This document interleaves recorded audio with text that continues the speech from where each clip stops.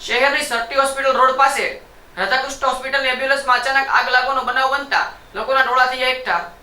ભાવનગર શહેરની Sir T hospital road પાસે રાધાકૃષ્ણ હોસ્પિટલની એમ્બ્યુલન્સમાં આગ લાગવાનો બનાવ બન્યો હતો.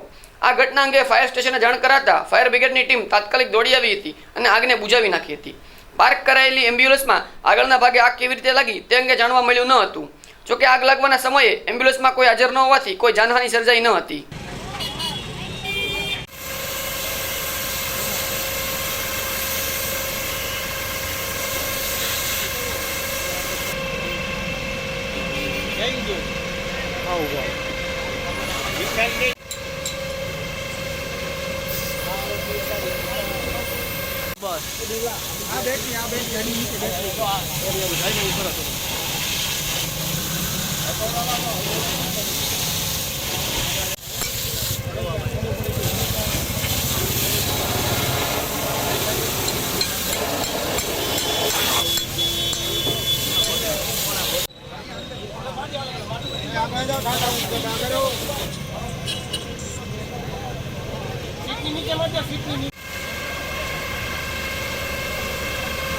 नीचे